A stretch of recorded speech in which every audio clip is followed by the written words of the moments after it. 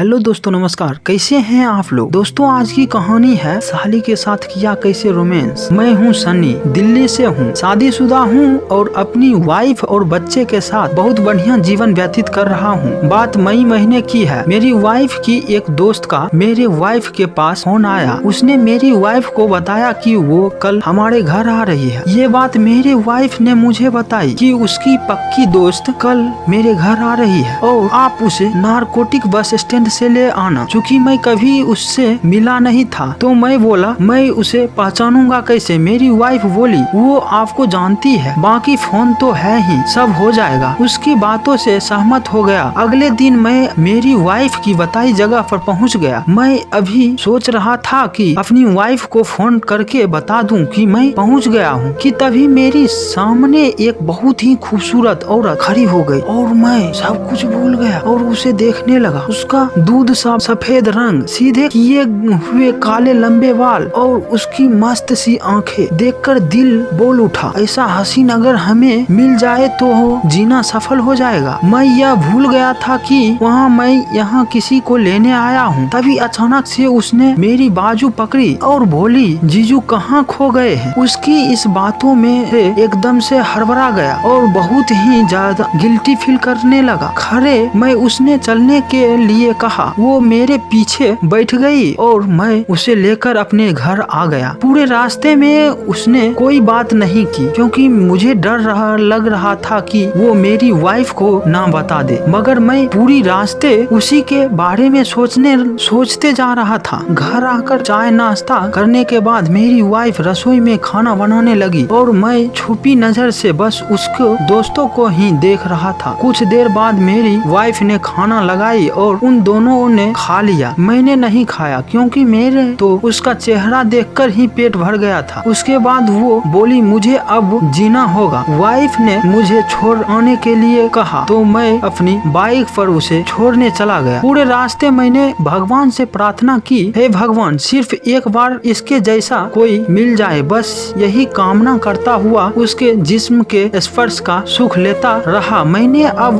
भी उसी कोई चर्चा नहीं की। कुछ देर बाद हम दोनों बस स्टैंड पहुंच गए। अब उसने बोला कि जीजू घर पहुंचकर फोन कर देना। मैं बोली मेरे पास आपका नंबर तो नहीं है। सुनकर उसने मुस्कुराते हुए मेरा नंबर मांगी और अपने फोन से मुझे मिस कॉल दे दी। घर पहुंचकर मैंने मेरी वाइफ को बोली कि आलिया को फोन करके बोल दो कि मैं घर आ गया हूँ। उधर से उसने भी बताया कि वो भी घर पहुँच गई है। उसी दिन तो कुछ खास नहीं हुआ। दूसरे दिन सुबह ही मेरी फोन पर गुड मॉर्निंग का मैसेज आया। मैंने भी रिप्लाई किया और पूछा कि रात कैसी निकली। वो बोली आज नींद ही नहीं आई। मैं बोला क्यों नींद नहीं आई, क्या राय साहब ने सोने नहीं दिया? उसने जवाब दिया वो तो हिमाचल में नौकरी करते हैं और 6 महीने में ही घर आते हैं। तभी मेरी वाइफ चाय लेकर आ गई और हमारी चैटिंग बंद हो गई। चाय नाश्ता के बाद मुझको भी ड्यूटी जाना था तो मैं भी तैयार होकर ड्यूटी के लिए निकल गया। मैं सोचने लगा कि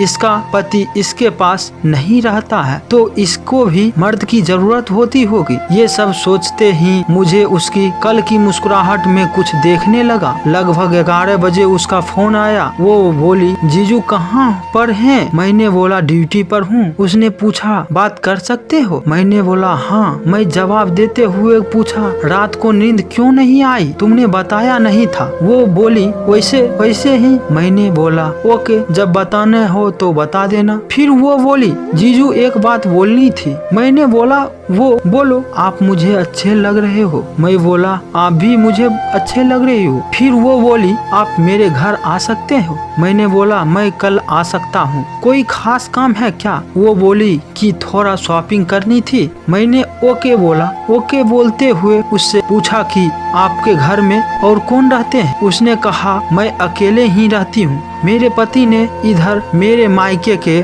घर के पास ही मकान लिया है। उसके बात सुनकर मैंने भगवान का शुक्रिया अदा किया। अगले दिन मैंने अपनी वाइफ को बोला कि मुझे दिल्ली सेंट्रल जाना है, जरूरी काम है, मुझे देर हो जाएगी। वो बोली ठीक है।